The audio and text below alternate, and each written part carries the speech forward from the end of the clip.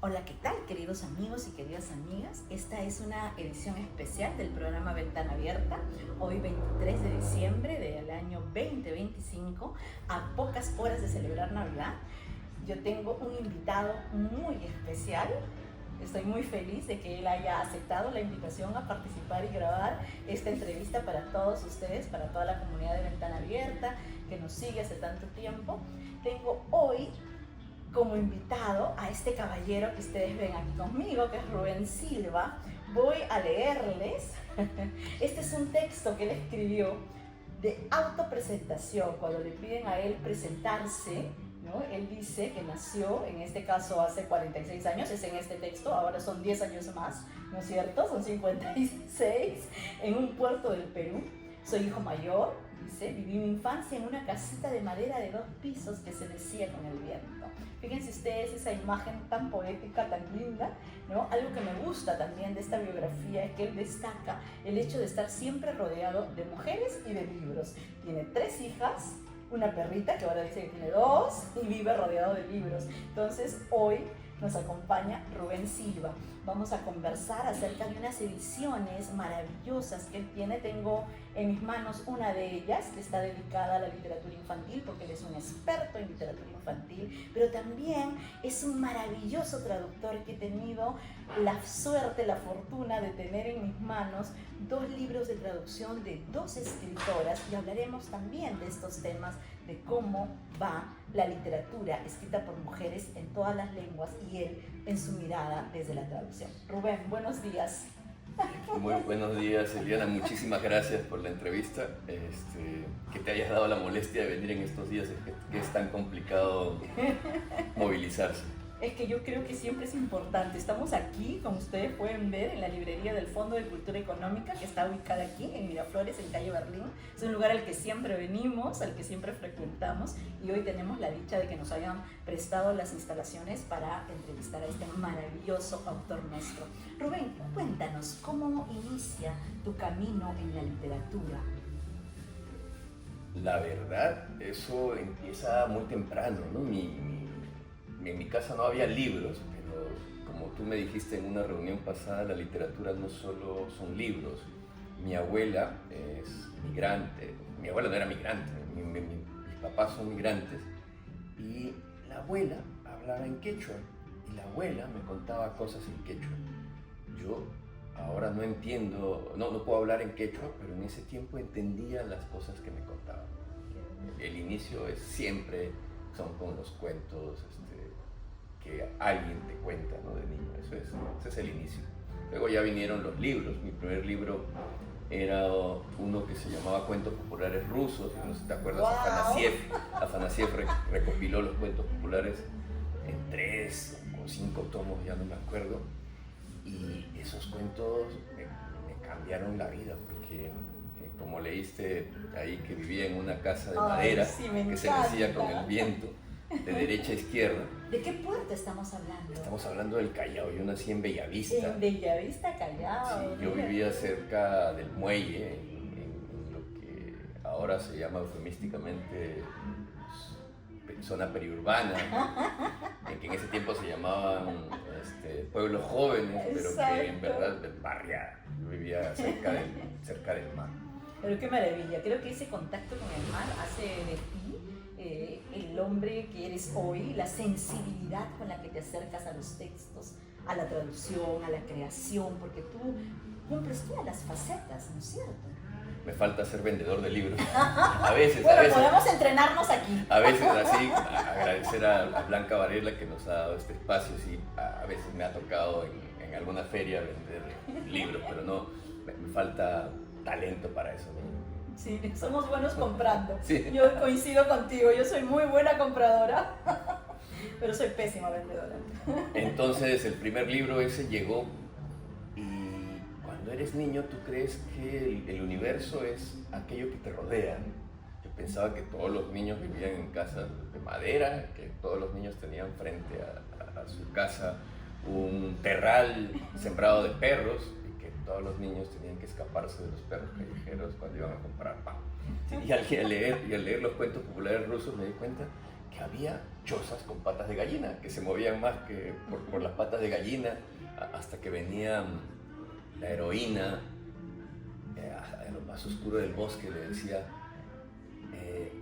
Isba, Isbita, date la vuelta con tu cara hacia mí y tu espalda hacia el bosque.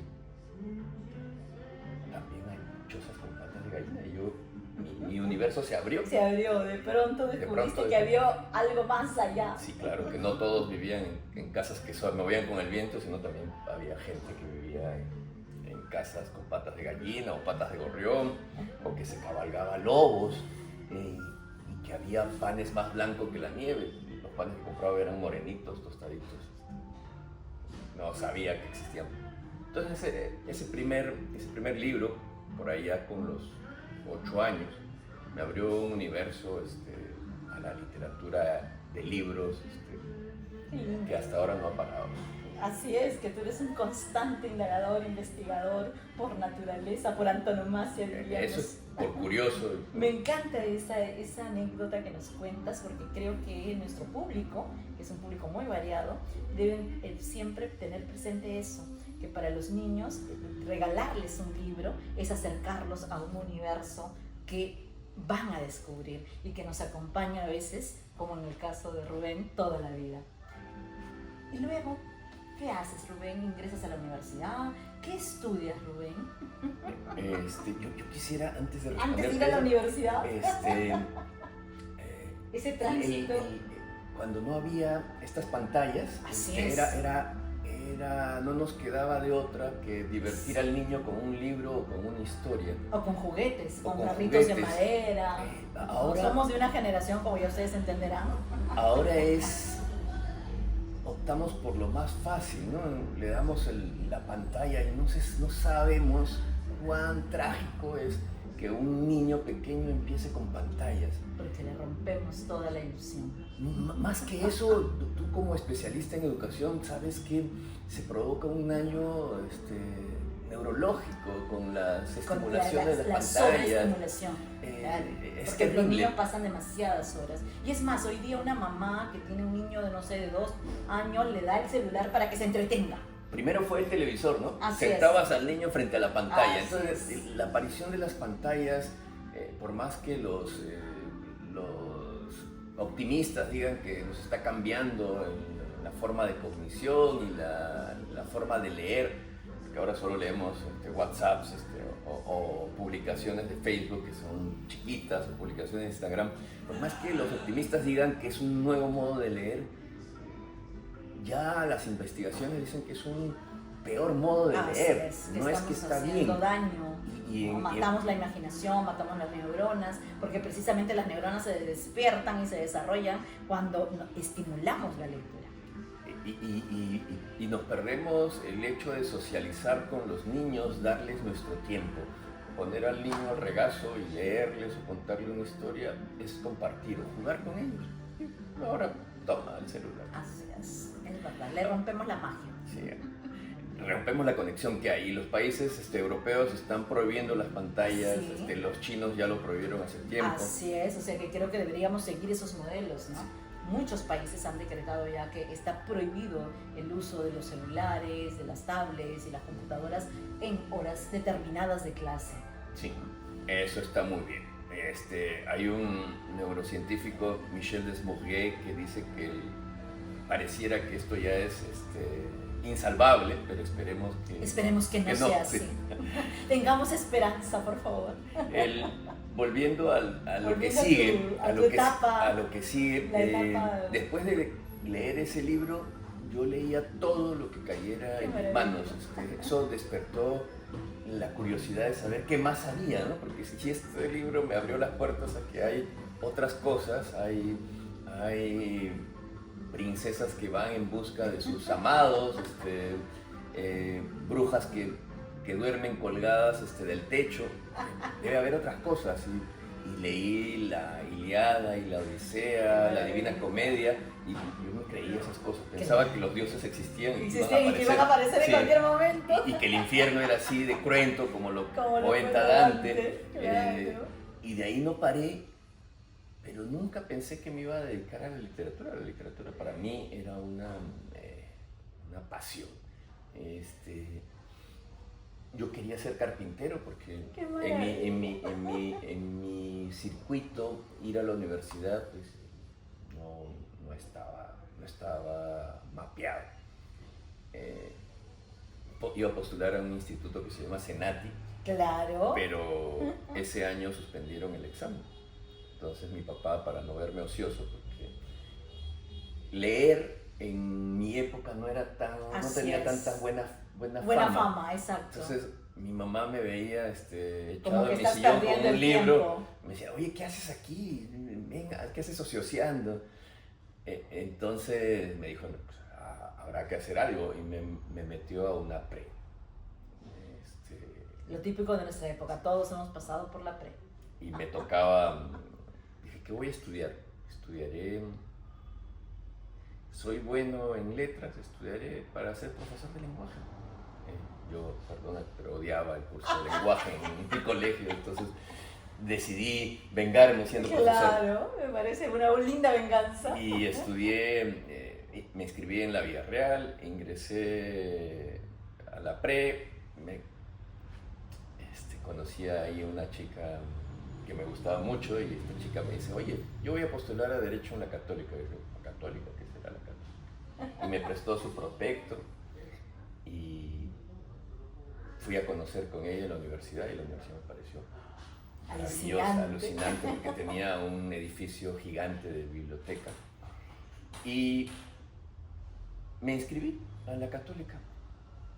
Ingresé a la Católica para educación, ingresé a la Villarreal para educación y me quedé con la Católica.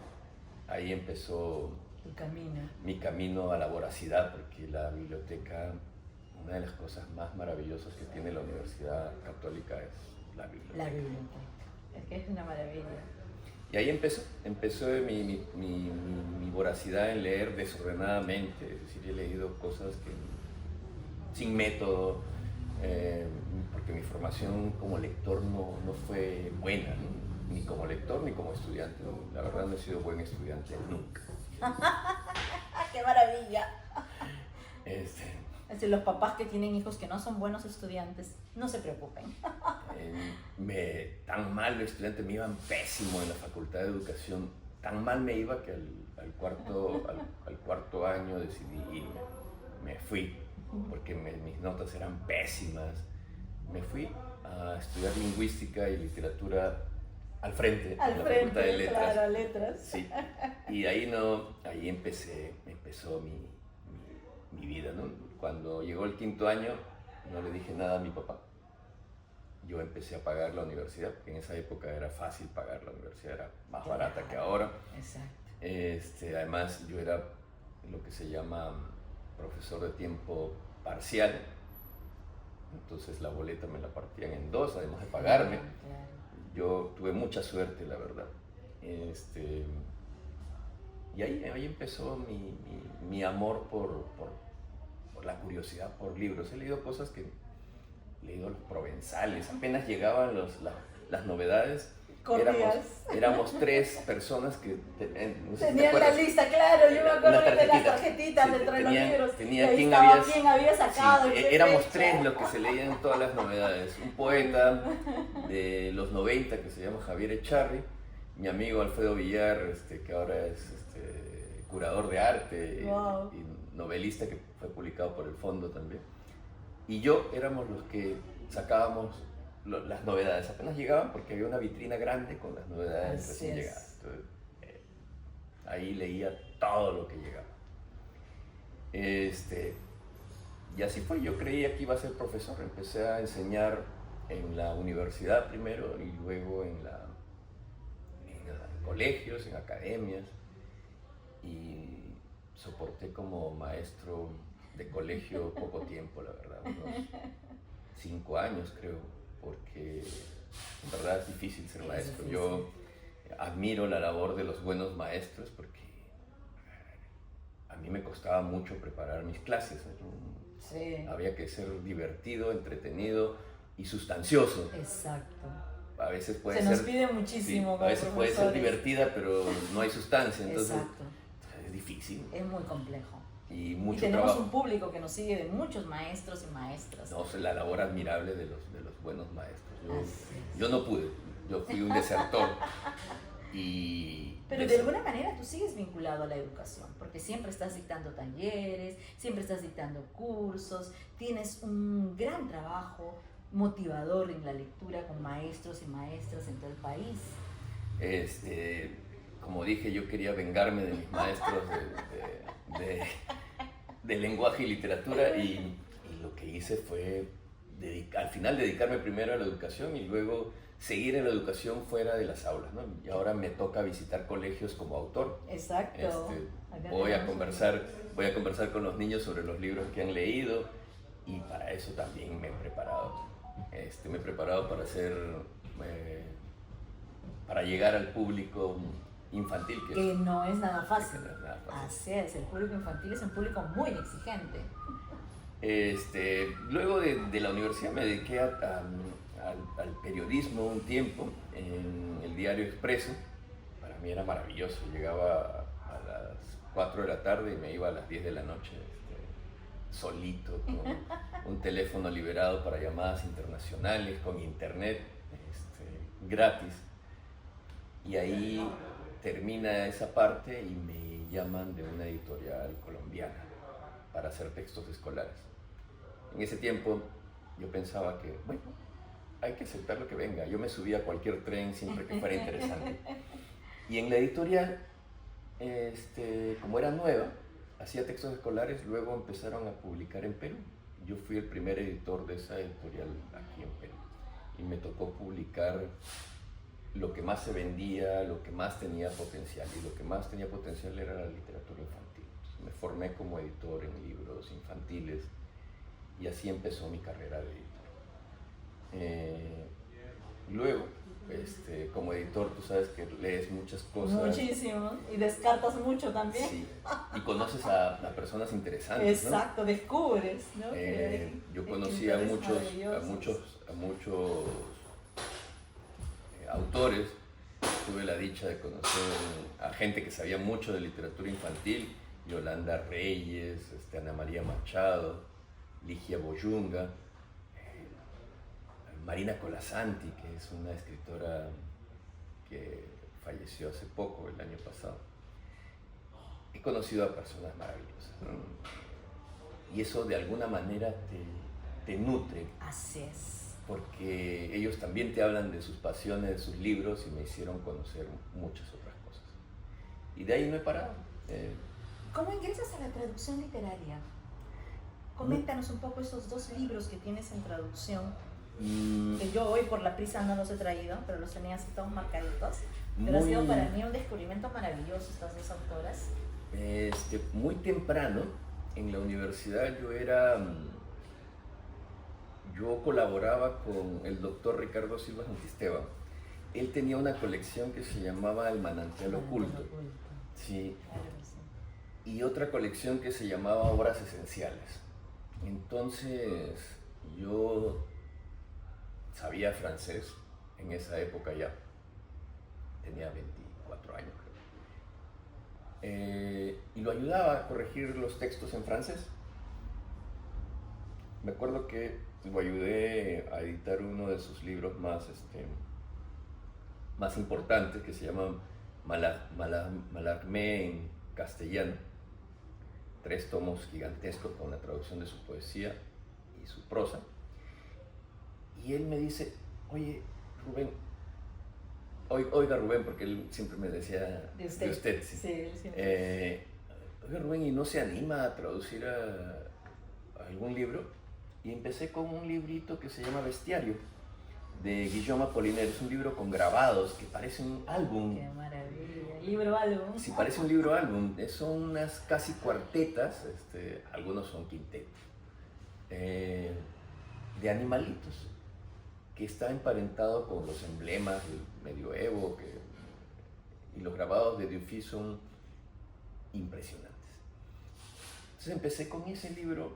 Luego, como le gustó mucho al maestro, me dijo, ¿y por qué no sigues traduciendo a Apollinaire? Traduje por primera vez al castellano muchos libros que se publicaron en 2 tomos bien gruesos que se llaman Obras Esenciales de Guillaume Apollinaire. Así empecé y me di cuenta que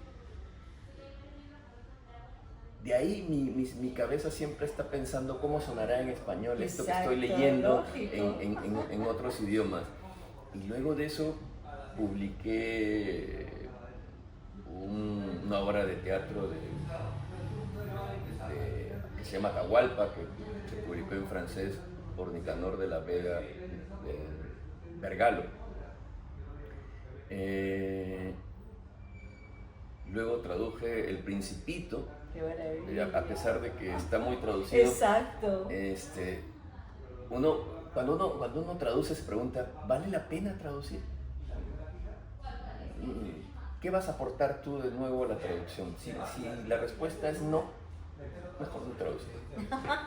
Pero yo veía que las traducciones tenían bastantes errores, porque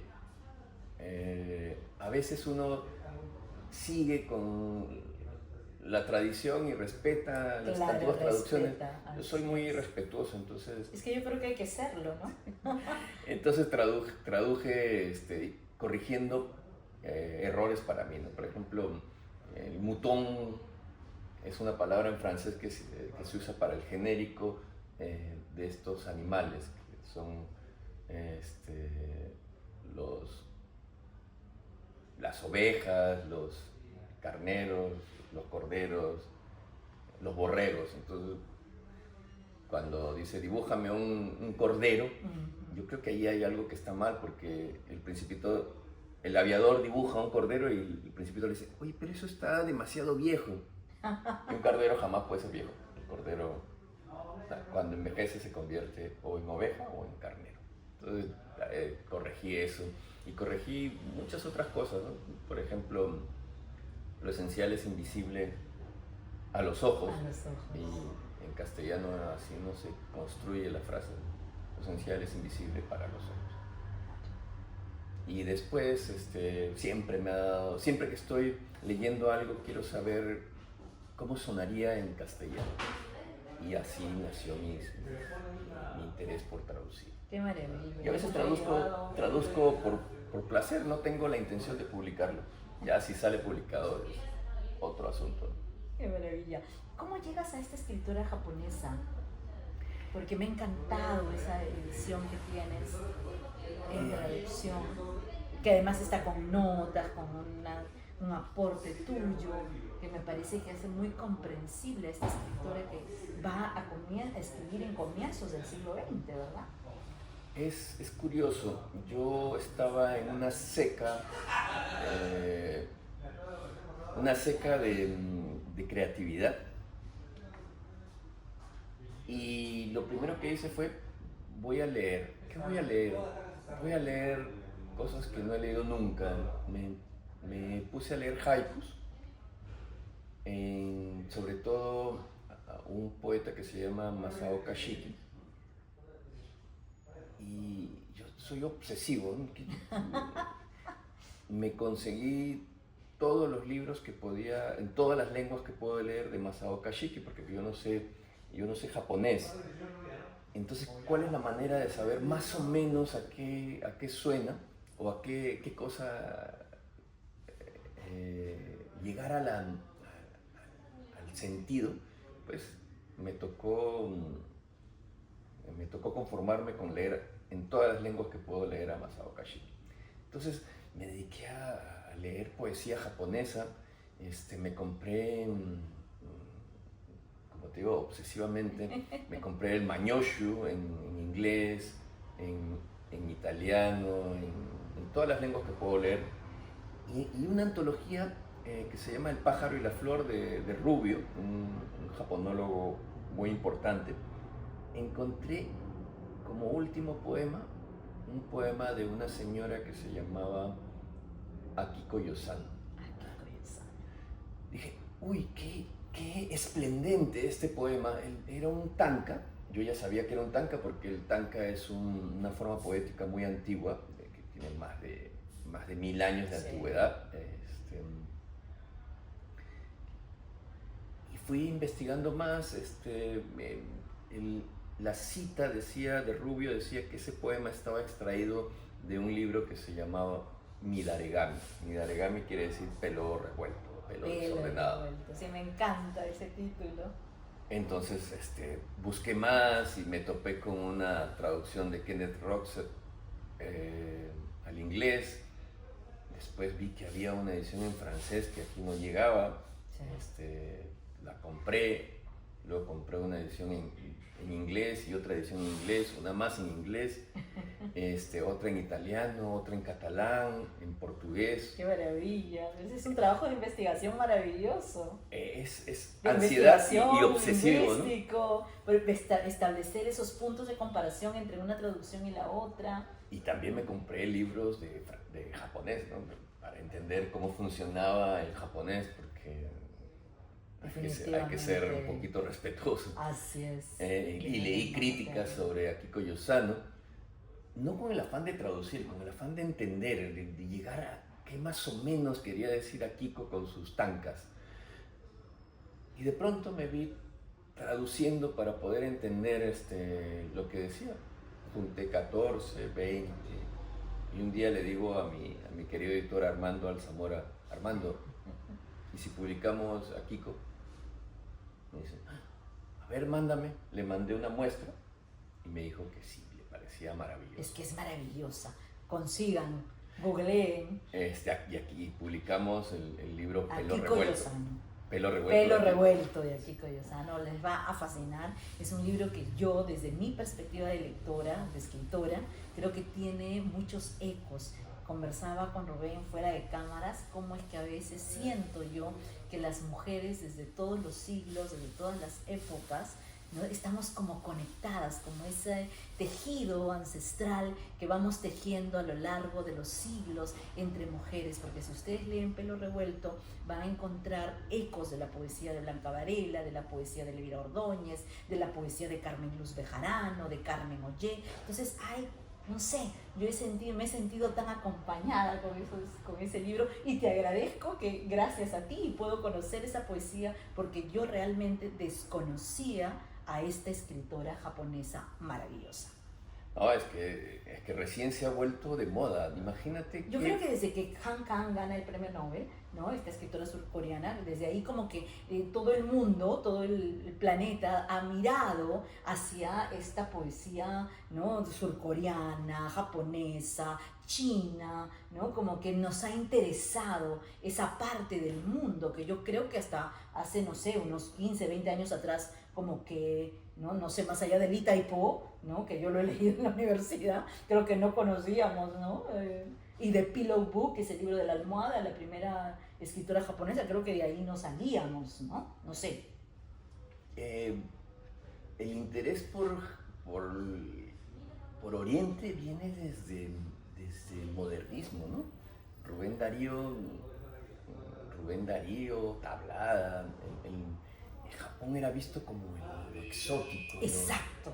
Lo raro, lo preciosista, exacto, lo misterioso. Entonces sí ha habido un interés por Japón. Es más, hay estudios de antes de la guerra para conocer Japón, porque Japón se abre en el siglo XIX al mundo. En la época Meiji, justamente es la época Meiji en la que aparece el Pelo Revuelto, en la época de apertura de Japón a Occidente. Akiko Yosano tenía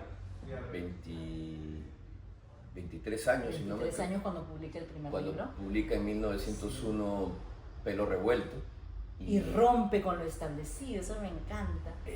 Porque hay unas imágenes del cuerpo maravillosas, de lo sensual, de lo erótico, para ese año, estamos hablando de 1900. Y en una sociedad tan exacto, conservadora. Tan conservadora, ¿no? Y la gracia es que rompe con un molde tradicional, porque el tanka es una versión nueva del waka. El waka es un poema de cinco versos, tradicional. El waka aparece en el 758, 59 en esta antología imperial de la época Nara, porque en Japón se dividen por eras o épocas. Por épocas. Ahí aparecen los primeros wakas. ¿Qué es el waka? Un poema de 5 versos que tiene 5, 7, 5 y 7, 7. Es una estructura bimembre. Los primeros 3 versos forman una unidad de sentido, como en el soneto, y el dístico final, los 2 versos finales son el remate de lo que se ha contado. Y el waka es de amor, de separación, de cortejo, a diferencia del haiku, ¿no? El haiku es un desarrollo posterior de la poesía japonesa y tiene que ver con el siglo XVII, con Matsuo Basho. Y la literatura japonesa empieza pues milenariamente y empieza con mujeres. Con mujeres. Eso es lo que más me gusta, porque son las mujeres las que dominan, ¿no? Las mujeres se inventan la escritura adaptando el chino, porque en esa época lo que había que hablar era chino. Claro. Los hombres cultos hablaban y escribían en chino, y las mujeres utilizaron la escritura china para adaptarla a sus propias necesidades, ¿no? Qué maravilla. Y ustedes saben que el ideograma chino tiene sonido en chino, pero también tiene un significado, ¿no? Los ideogramas son dibujos que representan una idea. Y la literatura japonesa se inicia con el Genji Monogatari, que es una obra monumental, gigantesca. La edición que tengo tiene más de 1000 páginas, que es un relato de las aventuras de un príncipe, el príncipe Genji. Es un retrato de la vida cortesana, y eso tiene más de 1000 años. ¡Qué maravilla! Y Corramos a leer. Y Akiko traduce el Genji.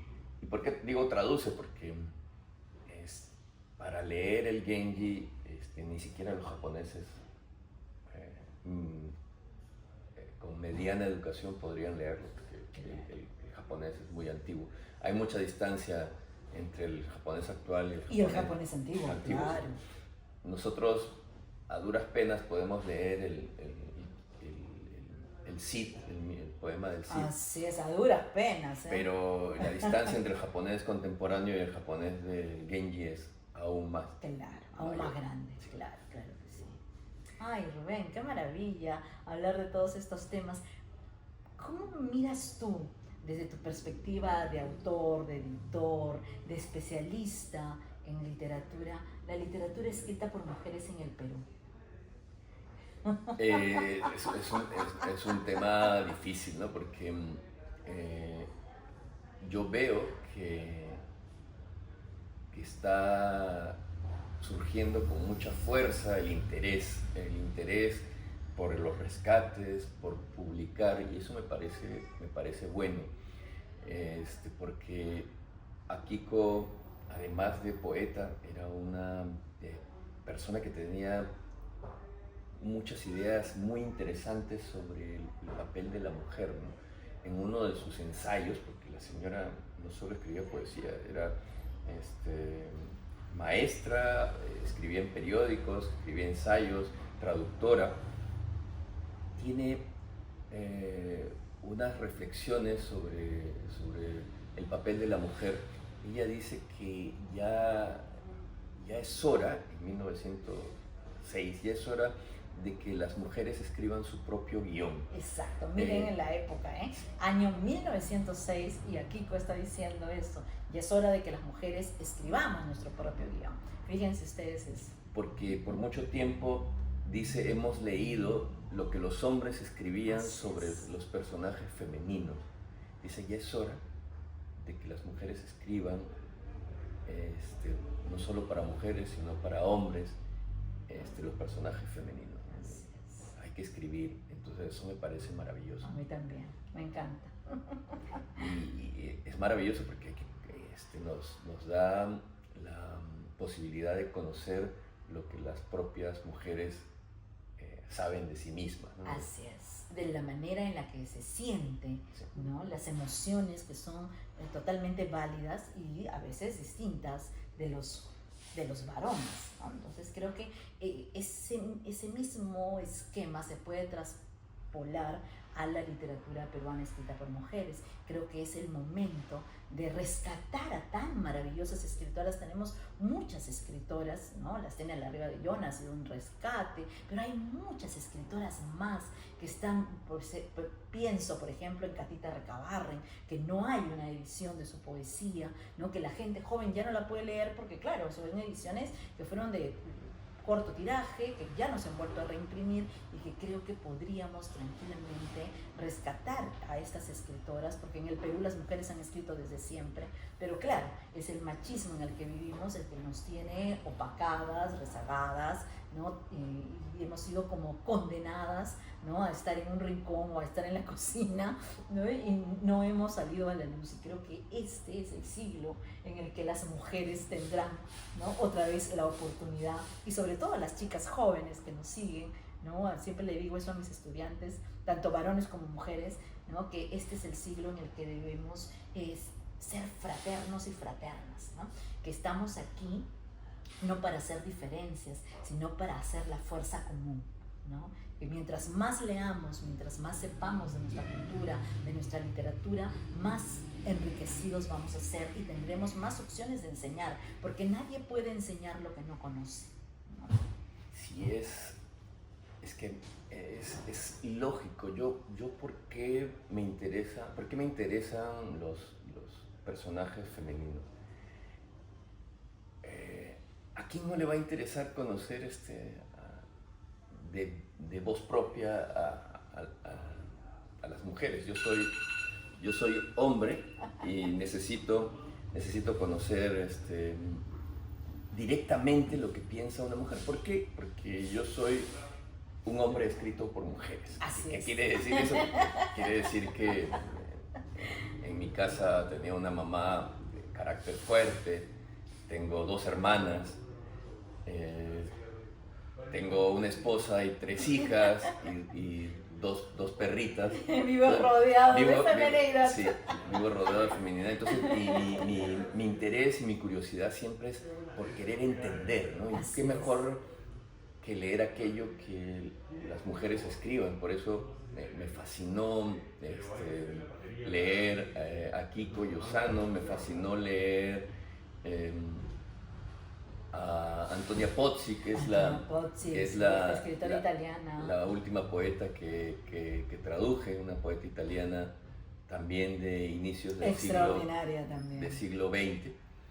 Ese es mi interés, leer a las mujeres, leer no solo sus textos, sino leerles también, porque a veces uno dice, ¿cómo leo a mi esposa? ¿Cómo leo a mis exacto, hijas? ¿cómo entiendo? ¿Cómo entiendo estas mujeres que cada vez somos como más complicadas, más complejas, ¿no? No sé si más complejas, sino que recién tienen la potestad de poder ser lo que quieran ser, ¿no? Así es, yo creo que eso es lo que hace lo complejo, que ahora tenemos la oportunidad de decir lo que pensamos y de que aquello que pensamos no sea juzgado y no sea mal visto, ¿no? Porque nuestras madres, nuestras abuelas han tenido que callar, ¿no? Que estar en silencio. Sí, eso es básico. Ahora, a Kiko Lozano, volviendo a Kiko, decía que la mujer tiene derecho a trabajar si quiere, o si quiere puede quedarse en su casa y criar hijos. A Kiko Lozano tuvo 11 hijos. Tuvo 13 hijos. 13 hijos, Dios mío. Murieron 2. Wow. Entonces es esa, ¿no? Exacto, ahora tienen la libertad de ser lo que quieran. Exacto, puedes escoger, ¿no? Creo que para nuestras madres ese era el problema, no tenían esa libertad que tenemos ahora nosotras de poder escoger. Una chica hoy de 20 años puede escoger entre ir a la universidad, dedicarse al arte, ya no es, ¿no?, mal visto. Y hablando de rescates Sí, por favor, miren lo que tenemos aquí. De mujeres, Pues Esta es una primicia. Lo último que está por salir es Juguetes de Alida Elguero. ¿Por qué es importante este libro? Porque imagínense, en la literatura japonesa se abre con el Genji Monogatari. La literatura infantil peruana se abre con Juguetes, que este libro maravilloso, ilustrado por Vinatea Reynoso, sale en 1929. Imagínense. Y abre la puerta a toda la literatura infantil en Perú. Supongo que es como decir, uy, también se puede escribir para niños. Así es. Entonces empieza Angélica Palma con Contando Cuentos, María Vice con Quipus, Catacora con Niños del Collao, Abraham Arias Larreta con el primer poemario infantil que se llama Rayuelo. Rayuelo, qué maravilla. Entonces es una de capital importancia este libro. Y saldrá próximamente, ¿no es cierto, Rubén? Ya esta es la prueba de imprenta. Ya esta es la prueba de imprenta, así que lo tendremos el próximo año, el próximo enero, sí, en librerías. Y es una edición maravillosa. Yo he tenido la suerte de hojearla gracias a Rubén, que me ha permitido hacerlo, y de verdad que yo espero que Juguetes sea ese rescate que estamos esperando, y como le decía Rubén, que se convierta en un libro, ¿no?, de lectura obligatoria en todas nuestras escuelas en todo el Perú, porque creo que muchos de los libros también tienen ese gran problema de quedarse solo en Lima y no traspasar las fronteras de Lima e ir a todos los niños y niñas peruanos y peruanas que están ansiosos de leer estos textos que son realmente una delicia. Rubén, háblanos un poco de este libro, que además lo podemos encontrar aquí en el lugar que hoy nos acoge, Una amiga de verdad, de Rubén Silva. Cuéntanos un poquito de este libro, y los que quieran conseguirlo está aquí en la librería del Fondo de Cultura Económica Blanca Varela en Miraflores, en calle Berlín. Cuéntanos este librito que es hermoso. Como ves, miren, es una belleza. Tengo demasiados intereses, soy un poco desordenado. Pero qué bueno. Y además de editor, escribo para niños desde que empecé tarde, empecé a los 40. Y este fue el primer libro que escribí. Yo soy editor, te dije, y tenía el compromiso de publicar una colección con un diario, y había prevendido unos títulos, y el autor que tenía que escribir no terminó, no quiso escribir, dijo que no iba a poder. Entonces a mí me tocó escribir de urgencia, y surgió este libro que se publicó en Santillana. Esta es la edición ecuatoriana, pero la primera edición fue en Santillana, y trata sobre los cambios, ¿no? Sobre una mudanza, habla sobre una mudanza. Cuando eres chico y te tienes que mudar. Y luego están las preocupaciones de los adultos, que no ven que los niños también sufren, que también tienen sentimientos y que también tienen sus propias preocupaciones. Es que a veces pensamos, ay, no, es niño, ¿no? O sea, no sabe afecta, nada. No entiende lo que está pasando, y creo que eso es falso.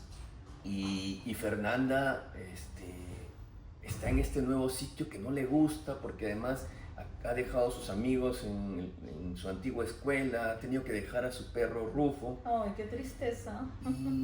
Y está sola. Eso es la orfandad. Es que a veces hay una enorme distancia entre adultos y niños. Totalmente. Uno no sabe de la soledad que tienen los niños, y a veces los niños están muy solos. Y ahora creo que están más solos, porque además están con el aparato, ¿no? Entonces eso hace que se aíslen más y que tengan menos relaciones, y obviamente más soledad. Y la historia es sobre esta niña que en plena soledad y en el lugar más inesperado encuentra una amiga. De eso va el libro. De la amistad y del amor. Sí. Qué bonito. Bueno, Rubén, ha sido un placer charlar contigo hoy, 23 de diciembre de 2025. Cerramos con este programa especial de Ventana Abierta. Gracias, Rubén. Y danos unas palabras para los maestros, las maestras, para los chicos que están estudiando la carrera de educación, para los jóvenes lectores. ¿Qué mensaje sería? Es difícil ser alguien como yo, tímido, pontificar.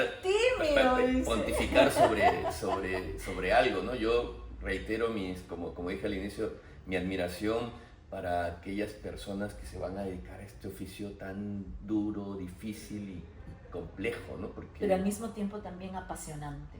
Sí, yo tengo recuerdos maravillosos de mi último año en la docencia. Me tocó ser maestro de quinto a segundo de secundaria y es maravilloso ser tocado por los niños, ¿no? De pronto te abrazan los niños pequeños.